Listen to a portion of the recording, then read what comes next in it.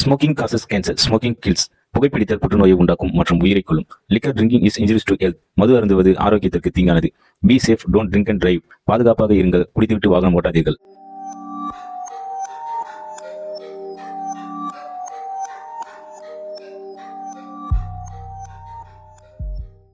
Welcome passenger real life go ஸ்டோரிஸில் நான் உங்கள் ஹண்ட் மேன். இன்றைக்கி என்ன சம்பவம் பார்க்க போகிறோன்னா, விறகு உடைக்கிறதுக்காக ஒரு 4 பேர் போகிறாங்க. ஒரே ஊர் சேர்ந்த ஒரு 4 பேர் போகிறாங்க. அப்படி போன இடத்துல விறகு உடைக்காமல் ஒரு சில பிரச்சனைகளும் அவங்க சந்திக்கும் நேரிடுது. அதுக்கப்புறமா அந்த இடத்துலேருந்து இந்த பாதிக்கப்பட்ட பெண், அமானுஷ்ய விஷயத்தால் பாதிக்கப்பட்ட பெண் மட்டும் தனியாக ஒரு இடத்துக்கும் போகிறாங்க. அவங்கள ரொம்பவே கஷ்டப்பட்டு தான் அவங்க கூட போன மற்ற எல்லாருமே அவங்கள வீட்டுக்கும் கூட்டின்னு விட்டுருக்காங்க. அவங்க அந்த அமானுஷ்யத்தால் பாதிக்கப்பட்டு அவங்க செய்யக்கூடாத ஒரு சில செயல்களெல்லாம் செய்கிறாங்க. அந்த உடம்புக்குள்ளே இருக்கிற ஆன்மா யார் அப்படின்றது தான் இந்த கதையில் நம்ம முழுசாக பார்க்க போகிறோம். கண்டிப்பாக இந்த திகில் சம்பவம் உங்களுக்கு பயத்தை ஏற்படுத்தும், அதில் எந்தவித சந்தேகமும் இல்லை.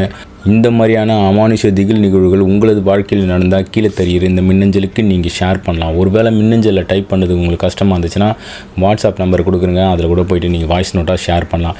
இது வரைக்கும் நம்ம சேனலில் நீங்கள் சப்ஸ்கிரைப் பண்ணால் பார்த்துருந்தா ஃபஸ்ட்டு சப்ஸ்கிரைப் பண்ணிக்கோங்க. பக்கத்தில் இருக்கிற பெல் பட்டனை அழுத்திட்டிங்கன்னா நம்ம போடுற இந்த மாதிரியான திகில் கண்டென்ட் எல்லாமே உங்களுக்கு தொடர்ச்சியாக வந்துகிட்டே இருக்குங்க.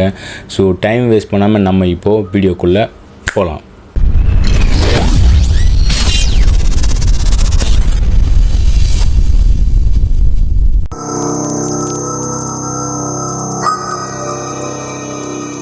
இந்த சம்பவத்தை நம்மளுக்கு மின்னஞ்சலி மூலிமா ஷேர் பண்ணது இந்த சம்பவத்தால் பாதிக்கப்பட்ட பெண்ணோட உறவினரான மாரி என்ற ஒரு நபர் தாங்க நம்மளுக்கு மின்னஞ்சலி மூலிமா இந்த சம்பவத்தை ஷேர் பண்ணியிருக்காரு. இந்த சம்பவத்தை படிக்கும்போது எனக்கே கொஞ்சம் பயமாக தான் இருந்துச்சு. அதுவும் ஒரு பெண்ணுக்கு இந்த மாதிரிலாம் நடக்கக்கூடாதுன்னு எனக்கும் தோணுச்சு. அப்படி என்ன நடந்துச்சுன்னு பார்த்தோம்னா, இந்த சம்பவத்தால் பாதிக்கப்பட்ட பெண்ணோட பேர் மாரியம்மாங்க.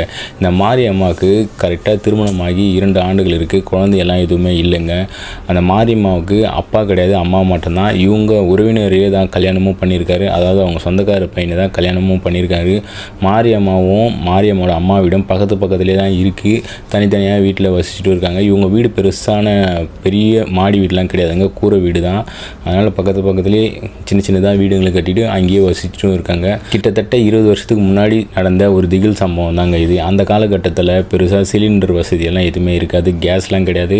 பொதுவாகவே இந்த கிராமத்தில் இருக்கிற மக்கள் எல்லாமே இந்த காடு, அந்த மாதிரி முள் புதர் அந்த மாதிரி இருக்கிற இடத்துல தான் போயிட்டு விறகுலாம் உடைச்சிட்டு வருவாங்க. சமையல் செய்யணும், இந்த மாதிரி எல்லா விஷயத்துக்கும் விறகு தேவைப்படும் இல்லைங்களா. அதனால் காட்டுங்களில் போய்ட்டு விறகு உடைச்சிட்டு வீட்டுங்களை எடுத்துன்னு போடுவாங்க. வீட்டில் சும்மா இருக்கிற நேரத்தில் இந்த மாதிரிலாம் கிராமத்தில் இருக்கிற பெண்கள் எல்லாமே அது மாதிரி தான் செஞ்சுட்டும் இருந்தாங்க. அப்படி தான் இந்த மாரியம்மாவும் அவங்க ஊரில் இருக்கிற, அதாவது ஒரு சில பேரும் சேர்ந்து விறகு உடைக்கிறதுக்காக ஒரு நாள் காட்டுக்கும் போயிருக்காங்க. அப்படி போகும்போது தான் இவங்களுக்கு பயங்கரமான ஒரு சம்பவமும் நடந்திருக்கு. சரியாக இவங்க காட்டுக்கு போகிற மணி பார்த்திங்கன்னா 9 மணி இருக்கு. 9 மணிக்கு போனாங்கன்னா அன்றைக்கி ஃபுல்லாகவே விறகு உடைச்சிட்டு சாயங்காலம் 4 மணி அளவில் தான் இவங்க வீட்டுக்கும் திரும்பி வருவாங்க. அப்படி தான் வாரத்தில் ஒரு வாட்டி இந்த மாதிரி காட்டுக்கு போய் விறகு உடைச்சிட்டு அதை தூக்கிட்டு வருவாங்க. சம மாதிரி கட்டி எடுத்துகிட்டும் வருவாங்க. கிராமப்புறத்துங்கெல்லாம் பார்த்திங்கன்னா அந்த மாதிரி நிறைய பேர் இப்போயும் எடுத்துகிட்டு வந்துட்டுருக்காங்க. அது மாதிரி தான் மாரியம்மா அவங்க ஊருக்கிட்ட இருக்கிற, அதாவது உங்கள் ஊரில் இருக்கிற ஒரு 4 பேர் சேர்ந்து விறகு உடைக்கிறதுக்காகவும் போகிறாங்க. அப்படி போகும்போது அவங்க காட்டுங்க பக்கத்தில் பார்த்திங்கன்னா நிறைய மரங்கள்லாம் பெருசாக இருக்கும். அதில் சின்ன புதருங்க அந்த மாதிரிலாம் இருக்கும். அந்த இடத்துல இந்த காஞ்ச விறகு எல்லாமே மரத்தங்கள்லேருந்து விழுந்துருக்குங்களா, அது எல்லாமே இவங்க கட்டி சம மாதிரி தூக்கிட்டும் வருவாங்க. அப்படி போன எல்லாருமே விறகு உடைக்கவும் ஆரம்பிச்சிருக்காங்க. அப்படி உடைச்சிட்டே இருக்கும்போது மாரியம்மா கிட்ட ஒரு வித்தியாசத்தை பார்த்துருக்காங்க அந்த 4 பேருமே. அப்படி என்ன பார்த்தாங்கன்னா, இவங்க விறகு ஒடிக்காமல் எல்லாரையுமே மறைச்சி பார்த்துட்டே இருந்திருக்காங்க. என்னடி ஆச்சு உனக்கு மாரியம்மா அப்படின்ட்டு அவங்க கூட வந்த ஒரு நபரும் கேட்குறாங்க. என்னடி ஆச்சு உனக்கு, எதுக்கடி எங்களையும் மறைச்சி பார்த்துருக்க, நாங்கள் எல்லாருமே பாரு எவ்வளோ விறகு உடைச்சி வச்சுருக்கோம், நீ என்னடி எதுவுமே உடைக்காமல் அப்படியே எங்களையும் மறைச்சி பார்த்துட்டே இருக்க அப்படின்ட்டு அந்த கூட்டத்தில் இருந்த ஒருத்தர் கேட்ட உடனே இவங்க எந்த ஒரு பதிலுமே சொல்லுங்க. மறுபடியும் கொஞ்சம் நேரம் கழிச்சு போயிட்டு விறகு ஒடிக்கிறாங்க. அதுக்கப்புறம் மறுபடியும் இவங்களையும் மறைச்சி பார்த்துட்டே இருக்காங்க. இவங்களுக்கு ஒன்றுமே புரியல அந்த 4 பேருக்குமே. எதுக்கு இவ இந்த மாதிரி பார்த்துட்டே இருக்கா, என்ன ஆச்சுன்னே தெரியலையே, இவளுக்கு ஒரு மாதிரியாக இவ நடந்துக்கிறாளே அப்படின்ட்டு அவங்க யோசிச்சுட்டே இருக்காங்க. அவங்க 4 பேர் பேசிகிட்டே இருக்காங்க. அதாவது இவங்க விறகு உடைக்கிறதுலேருந்து கொஞ்சம் தனியாக ஒரே ஒரு மரம் மட்டும் தனியாக இருக்குங்க. அந்த மரத்துக்கிட்ட போய்ட்டு இவங்க நின்றுட்டுருக்காங்க விறகு ஒடிக்காமல். அவங்க எல்லாருமே பார்க்குறாங்க, என்னடி இவளுக்கு விறகு ஒடிக்காமல் இங்கே என்ன பண்ணிட்டு இருக்கா அப்படின்ட்டு அவங்க பேசிகிட்டே இருக்காங்க. சரி விடு, அவள் எதனோ பண்ணட்டும், நம்ம மண்ணு விறகு உடைச்சிக்கலாம் அப்படின்ட்டு அந்த 4 பேர் விறகுங்கெல்லாம் உடைச்சிட்டு சரியாக ஒரு மணி அளவில் வந்து என்ன பண்ணுறாங்கன்னா போயிட்டு இவங்க வந்து அந்த தூக்கு பக்கெட்டு மாதிரி ஒன்று வச்சுருப்பாங்க, அதில் வந்து கஞ்சி கொண்டு வருவாங்க.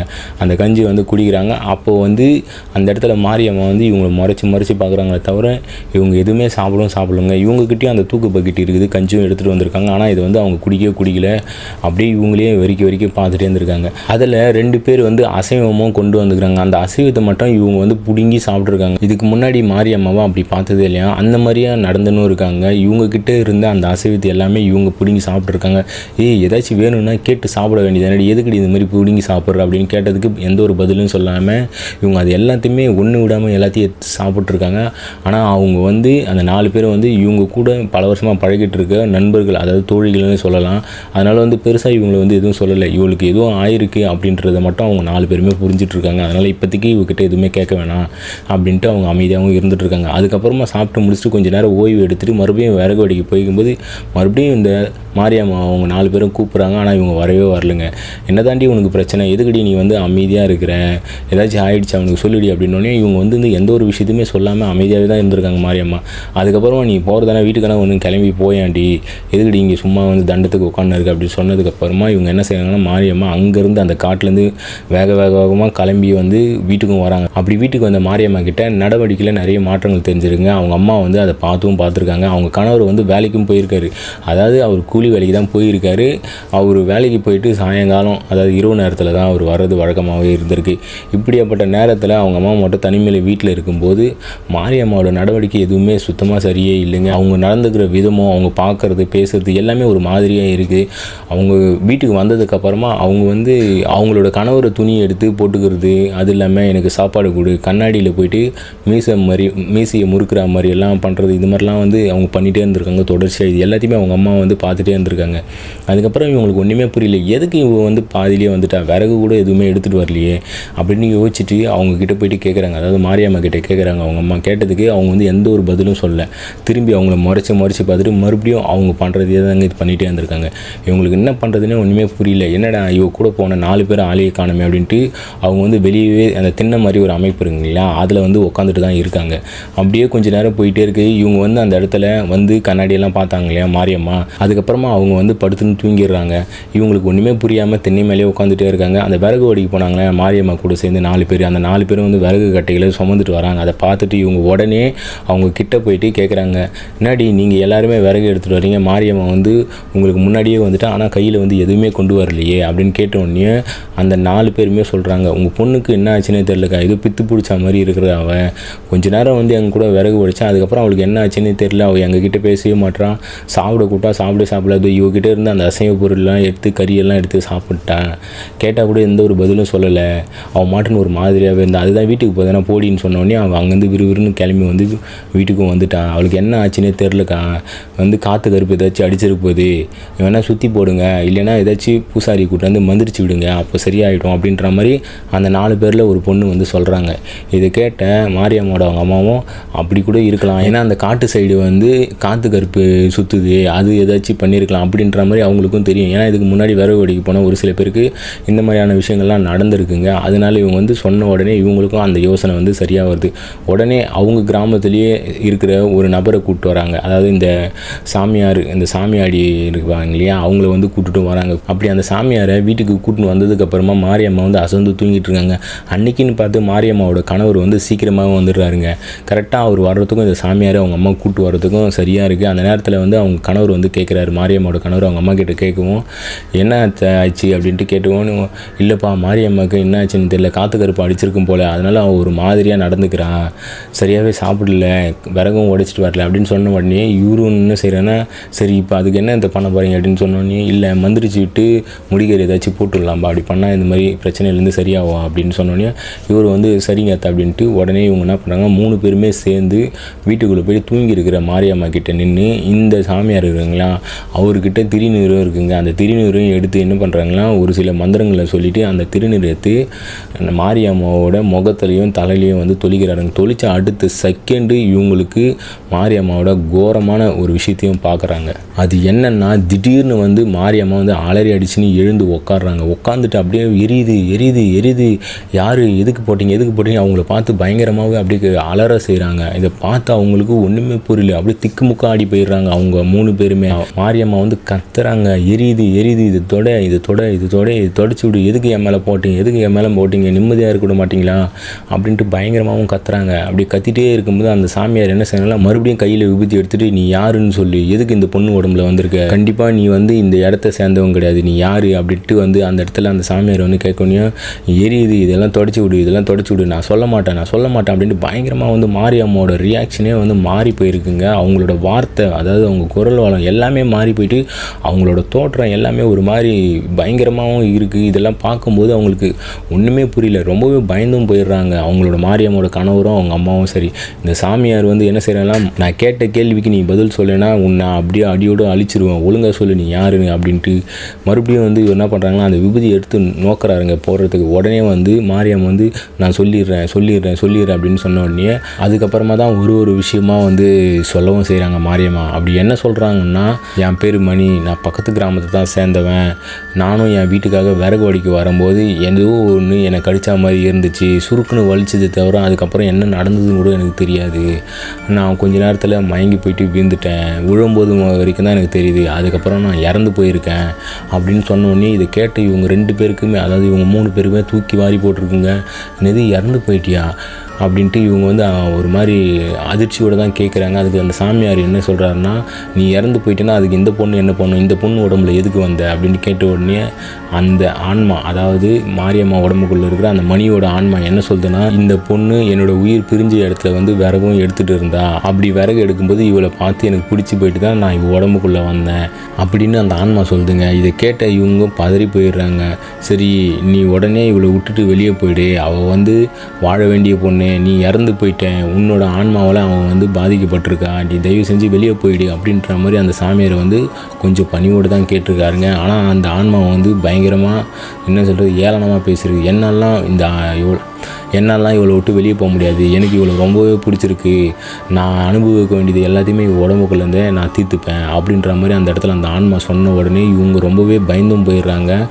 மாரியம்மோட அவங்க கணவரும் அவங்க அம்மாவும் இதெல்லாம் கேட்ட சாமியாரில், உன்னை அப்படியெல்லாம் விட்டுற முடியாது, ஒழுங்கு மரியாதையாக நீ போறியா இல்லை வந்து உன்னை அடியோடு அழிச்சிடுவா அப்படின்னு கேட்டோடனே உன்னால் முடிஞ்சதை பார்த்துக்கோ அப்படின்னு சொல்லிட்டு உடனே அந்த மாரியம்மா வந்து மயக்கமும் போட்டு விழுந்துடுறாங்க. அப்படியே மயக்கம் போட்டு விழுந்ததுக்கப்புறமா அவங்க வந்து சுயநினைவிலே இல்லைங்க. உடனே வந்து இவங்க 2 பேரும், சாமி என்னாச்சு அப்படின்னு கேட்டோன்னே, ஒன்றும் இல்லை, அந்த ஆன்மா வந்து உன் பொண்ணோட உடம்புலேருந்து வெளியே போயிடுச்சு அப்படின்னு சொல்லிட்டு அவர் என்ன செய்கிறாங்கன்னா, மறுபடியும் விபூதி போட்டு அவர் மந்திரிச்ச கயிறு ஒன்று எடுத்துகிட்டு வந்திருக்கான். அந்த கயிறை வந்து மாரியம்மாவோட கையில் வந்து கட்டிட்டு, இந்த கயிறை வந்து அவுத்துறாதீங்க, இந்த கயிறை அவுத்திங்கன்னா மறுபடியும் அந்த ஆன்மா வந்து உங்கள் பொண்ணோட உடம்புக்குள்ளே வரத்துக்கு வாய்ப்பு இருக்குது, இப்போதைக்கு அந்த ஆன்மா வந்து இவளோட உடம்புலேருந்து வெளியே போயிடுச்சு, அப்படி தான் நானும் நினைக்கிறேன் அப்படின்ற மாதிரி அந்த சாமியார் வந்து சொல்லியிருக்காருங்க. பெருசாக அவர் வந்து பேய் ஓட்டுறவர்லாம் கிடையாது, அவர் உடம்புல வந்து இந்த சாமி இறங்கி குறி சொல்கிற ஒரு நபர் தாங்க அவர். அப்படி சொல்லிவிட்டு அவர் வந்து அந்த சாமியார் வந்து அங்கேருந்து போயிடுறாரு. இவங்களுக்கு என்ன பண்ணுறது ஏது பண்ணுறதுன்னு ஒன்றுமே புரியாமல் ரொம்பவே பயந்து போயிருக்காங்க.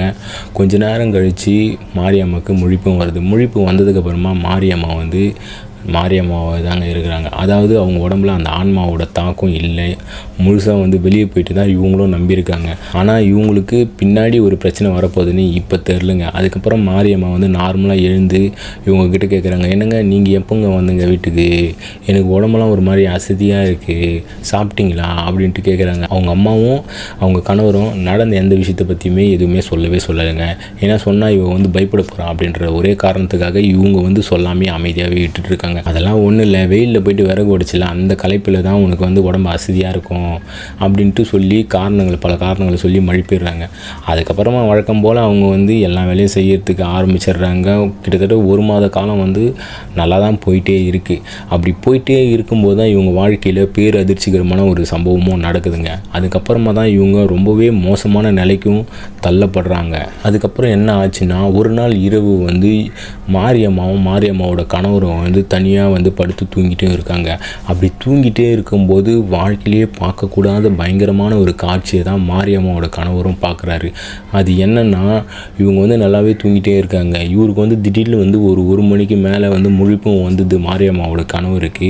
இவர் என்ன செய்கிறாருன்னா, லைட்டெல்லாம் எதுவுமே போடாமல் அப்படியே வந்து இந்த பக்கம் திரும்பி, அதாவது இவங்க மனைவி படுத்துருக்காங்க இல்லையா, அந்த பக்கம் வந்து திரும்பி பார்க்குறாங்க. பார்த்த இவருக்கு அப்படி உயிரே போகிற மாதிரி ஒரு அதிர்ச்சிகரமான ஒரு காட்சியும் பார்க்குறாரு. அது என்னென்னா, மாரியம்மாவோட மாரியம்மாவோட நெஞ்சு பகுதியில் யாரோ ஒருத்தர் உட்காந்து இருக்கிற மாதிரி இவங்களுக்கு தெரிஞ்சிருக்குது. அப்படி பயங்கரமான இருட்டில் ஒரு உருவம் வந்து உட்காந்துட்டு இருக்கு இவங்க நெஞ்சு மேலே. இதை பார்த்து தான் இவர் வந்து பதறி போயிடுறாரு. பதறி போயிட்டு என்ன பண்ணுறதுனே தெரிலுங்க. அப்படி எழுந்து உட்காந்து உடனே இவர் வந்து லைட்டும் போடுறாரு. லைட்டு போட்டதுக்கப்புறமா அந்த இடத்துல யாருமே இல்லைங்க. ஒருவேளை நம்மளோட பிரம்ம கற்பனையாக இருக்குமோ அப்படின்ட்டு இவர் வந்து யோசிக்கிறாரு. இருந்தாலும் இவருக்கு ஒரு மாதிரி பயத்திலேயே இருக்கிறாரு. என்னடா திடீர்னு நம்ம கண்ணில் இப்படி ஒரு காட்சி ஒன்று தட்டுப்படுது, இதுக்கு முன்னாடியெல்லாம் இந்த மாதிரியெல்லாம் இருந்ததே கிடையாது அப்படின்ட்டு இவர் பயங்கரமாக யோசிச்சுட்டே இருக்காருங்க. அதுக்கப்புறமா என்ன செய்யறதுன்னே இவருக்கு ஒன்றுமே புரியல. இவருக்கு அதுக்கு மேலே தூக்கமே வரலைங்க. விடிய விடிய வந்து இவர் உட்காந்துட்டே தான் இருந்திருக்காரு. ஆனால் மாரியம்மா வந்து நல்லாவே தூங்கிட்டே இருந்திருக்காங்க. இந்த காட்சி வந்து இவருக்கு ஒரு நாள் 2 நாள் தெரிஞ்சுதான் இல்லைங்களேன், கிட்டத்தட்ட பல வாரம் இவர் வந்து தொடர்ந்து இந்த காட்சியை வந்து பார்த்துட்டே இருந்திருக்காருங்க. இதை பற்றி அவங்களோட அத்தை, அதாவது மாரியம்மாவோட அவங்க அம்மா கிட்ட கூட அவர் சொல்லவே சொல்ல. ஏன்னா இவருக்கு ஒரு விஷயம் நல்லாவே புரிய வந்தது. அந்த மாரியம்மாவோட உடம்புக்கு மேலே, அதாவது கரெக்டாக நெஞ்சு பகுதிக்கு மேலே தினமும் ஒரு உருவம் உட்காந்துட்டு இருக்குது. இவர் பார்த்துட்டும் இருக்காரு. ஆனால் அது எதுக்காக இந்த மாதிரி இருக்குது அதை பற்றியெல்லாம் இவருக்கு ஒன்றுமே புரியல. அதுலேருந்து வந்து இவர் வந்து இரவு நேரத்தில் வந்து மாரியம்மா பக்கத்தில் வந்து படுக்கிறதே இல்லைங்க. அவருக்கு நல்லாவே தெரியுது இது ஒரு அமானுஷமான விஷயம், ஏதோ ஒன்று நடக்குது. அது என்னன்னு கண்டுபிடிக்கிறதுக்காகவே இவர் வந்து பெருசாக வீட்டில் வந்து இதை பற்றி சொல்லலை. அந்த விஷயத்தை தடுக்கிறதுக்காக எந்த ஒரு முயற்சியும் எடுக்கலைங்க. இதை பற்றி முழுசாக நம்ம தெரிஞ்சுக்கணும் அப்படின்ற ஒரே காரணத்துக்காக வந்து அதை அமைதியாக விட்டுருக்காரு. அப்படியே ஒரு சில வாரங்கள் வந்து கடந்து போயிட்டே இருக்குங்க. இது தொடர்ச்சியாக இப்படி இருந்ததுக்கு அன்றைக்கி ஒரு நாள் என்ன நடக்குதுன்னா, இவங்க வீட்டுக்கு பின்னாடி யாரோ ஒருத்தர் வந்து அழற சத்தமெல்லாம் கேட்டிருக்குங்க. அவர் வந்து உன்னிப்பாக கவனிச்சுட்டே இருக்காருங்க. அதே நேரம் வந்து மாரியம்மாவை பார்க்குறாரு. மாரியம்மா நல்லா அசந்தும் தூங்கிட்டே இருக்காங்க. அவங்கக்கிட்ட அந்த உருவத்தை அவர் வந்து பார்க்கவே பார்க்கலங்க.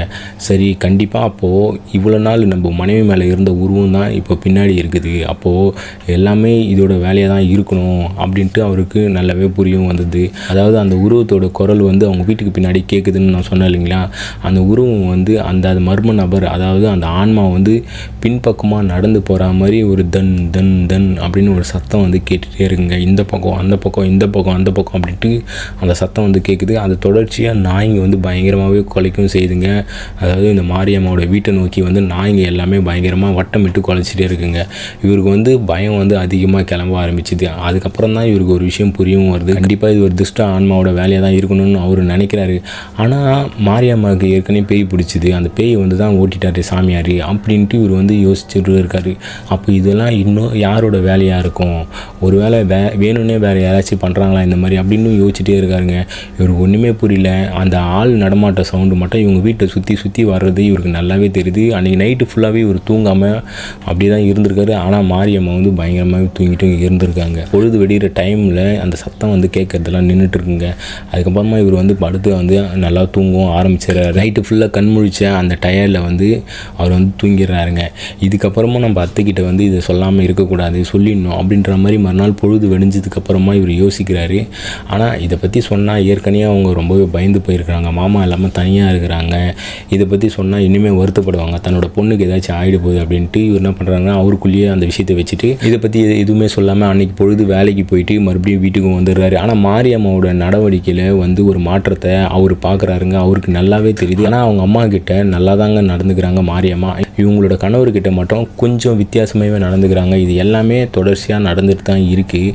மறுநாள் நைட்டு எப்பவும் போல் வழக்கம் போல் இவங்க சாப்பிட்டு முடிச்சுட்டு தூங்குறதுக்கும் போகிறாங்க. அப்படி தூங்கிட்டே இருக்கும்போது இந்த வாட்டி வந்து மாரியம்மாவோட கணவர் வந்து சீக்கிரமாகவே தூங்கிடுறாருங்க. ஏற்கனவே நேற்று ஃபுல்லாகவே தூங்காமல் இருந்தாங்களே, அதோட களைப்பால் வேலைக்கும் போயிட்டு வந்தார். அதனால் சீக்கிரமாக படுத்து தூங்கிடுறாரு. அப்படி தூங்கிட்டே இருக்கிற மாரியம்மாவோட கணவருக்கு ஒரு பயங்கரமான அதிர்ச்சிகரமான சம்பவமும் நடக்குது. அது என்னென்னா, திடீர்னு இவருக்கு வந்து முழிப்பும் வருதுங்க. இவருக்கு ஏதோ ஒரு கனவு ஒரு மாதிரி வந்திருக்கு, கெட்ட கனவு மாதிரி வந்திருக்குங்க. அந்த கனவு வந்ததுக்கப்புறமா இவர் வந்து இந்த கண்முழிச்சு சைடில் பார்க்குறாரு. அவருக்கு பேரதிர்ச்சிங்க. அது என்னென்னா, அவங்களோட மனைவி அந்த இடத்துல காணும் படுக்கையில். இவர் என்ன பண்ணுறதுனே தெரியாமல் உடனே லைட்டு போட்டு சுற்றி முற்றி தர்றாரு. மாரியம்மா மாரியம்மா மாரியம்மான்னு கத்துறாரு. அந்த இடத்துல யாருமே இல்லைங்க. இவர் என்ன செய்கிறான்னா, கடகடன்னு வெளியே போயிட்டு பக்கத்து வீட்டில் தானே அவங்க அம்மா இருக்கிறாங்க. உடனே இவங்க போயிட்டு அத்தை அத்தைன்னு கூப்பிட்டு அவங்களையும் வெளியே வர வச்சு விஷயத்தை எல்லாமே சொல்கிறாங்க. இதை கேட்டு அவங்களுக்கு ரொம்பவே அதிர்ச்சியாக தான் இருக்குது. இருந்தாலும் என்ன பண்ணுறது, என் பொண்ணு எங்கே போயிடுச்சுன்னு இவங்க வீட்டில், அதாவது இவங்க கிராமத்தில் சுற்றி எல்லா இடத்துலையுமே தேடுறாங்க. அப்படி தேடிட்டே இருக்கும்போது தான் இந்த விஷயத்தை எல்லாமே வந்து மாரியம்மாவோட கணவர் வந்து அவங்க அம்மா கிட்ட சொல்கிறாருங்க.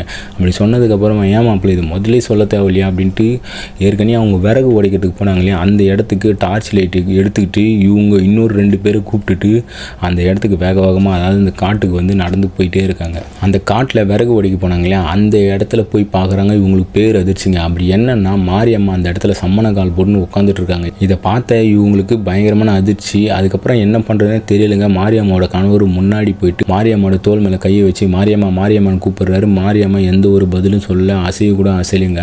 இவங்களுக்கு என்ன பண்ணுறதுன்னு தெரியலைங்க. ஏய் மாரியம்மா அப்படின்னு சிலுப்புறாரு. பயங்கரமாக பிடிச்சி ஆட்டின உடனே சடனாக வந்து மாரியம்மா திரும்பி அவங்கள முறைச்சி பார்க்குறாங்க.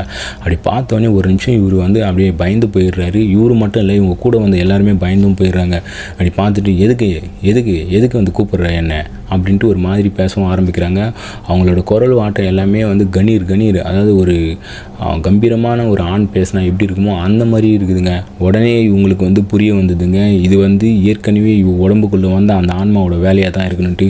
இவங்களுக்கு என்ன பண்ணுறதுனே ஒன்றுமே புரியல. வா மாரியம்மா வீட்டுக்கு போகலான்னு கெஞ்சுறாங்க அந்த இடத்துல. நான் ஏன் வரணும், நான்லாம் வரமாட்டேன், நீ போ அப்படின்ட்டு வந்து அந்த இடத்துல மாரியம்மா வந்து அவங்க 4 பேரையும் பார்த்து சொல்கிறாங்க. பல போராட்டத்துக்கு அப்புறமா அவங்கள வந்து எப்படியோ அங்கேருந்து வீட்டுக்கும் கூப்பிட்டு வராங்க. அவங்கள கூட்டுகிட்டே வர முடியலைங்க. அவ்வளோ வெயிட்டும் இருக்கிறாங்க. அவங்கள குண்டு கட்டாக தூக்கிட்டு தான் வந்தாங்கன்னு சொல்லணும். அந்த இடத்துல இருந்து தூக்கவே முடியல, அவ்வளோ வெயிட் இருந்திருக்காங்க மாரியம்மா. அதாவது 2 ஆள் வெயிட் இருந்திருக்காங்க. எப்படியோ கஷ்டப்பட்டு அங்கேருந்து வீட்டுக்கும் கூப்பிட்டு வந்திருக்காங்க. இவங்களுக்கு என்ன பண்ணுறதுனே தெரியலைங்க. ஏற்கனவே ஒரு சாமியார் கூப்பிட்டு வந்தாங்களா, அவர் பெருசாக பேய் ஓட்டுற இந்த விஷயத்தெல்லாம் பண்ண மாட்டாருன்ட்டு அப்பயும் அவர் வந்து சொல்லிட்டும் போயிருக்காரு. இவங்களுக்கு ஒன்றுமே புரியல. இவங்க வந்து வீட்டில் மாரியம்மா போட்டு அடைச்சி வச்சிடுறாங்க. அடைச்சி வச்சதுக்கு அப்புறமா அந்த மாரியம்மா வந்து பயங்கரமாக கத்துறாங்க. நைட்டு ஒரு 3 மணிக்கு மேலே பயங்கரமாக கத்துறாங்க, அலறாங்க. என்னை விடு, நான் என் இடத்துக்கு போகணும், நான் என் வீட்டுக்கு போகணும், என்னை விடு அப்படின்ட்டு பயங்கரமாக வந்து கத்தவும் செய்கிறாங்க ஆக்ரோஷமாக. இவங்களுக்கு என்ன பண்ணுறதுன்னே தெரியலைங்க. அப்போ தான் வந்து இவங்க பக்கத்து வீட்டில் இருக்கிற ஒரு நபர் வந்து ஏந்து வராங்க. என்னவோ பிரச்சனை போல் வீட்டில் அப்படின்னு ஏந்து வந்ததுக்கப்புறம் கேட்டதுக்கப்புறமா என்னாச்சு அப்படின்னு வந்து அவர் கேட்குறாங்க. அவர் கேட்டதுக்கப்புறமா இந்த மாதிரி நடந்த எல்லா விஷயத்தையும் சொன்னதுக்கப்புறமா அவர் என்ன செய்கிறாங்கன்னா, எனக்கு ஒரு ஆளை தெரியும், நம்ம போயிட்டு அவரை போய் கூப்பிட்டுட்டு வரலாம், அவரை கூப்பிட்டு வந்தால் கண்டிப்பாக இதுக்கு ஒரு தீர்வு கிடைக்கும் அப்படின்ற மாதிரி என்ன செய்கிறாங்கன்னா, அன்னைக்கு அதாவது அந்த நேரமே மாரியம்மாவோட கணவரும் அந்த நபரும் வந்து நேராக போயிட்டு அந்த ஒரு சாமியார் அதாவது இந்த விர்ச்சுவல் பண்ணி பேய்கள்லாம் ஓட்டுவாங்க இல்லைங்களா, அந்த மாதிரியான ஒரு ஆளை போய் பார்க்குறாங்க. பார்த்துட்டு அவர் நேராக கரெக்டாக ஒரு 4 மணிக்கு மேலே அங்கேருந்து அவர் கூப்பிட்டு வராங்க கையோட.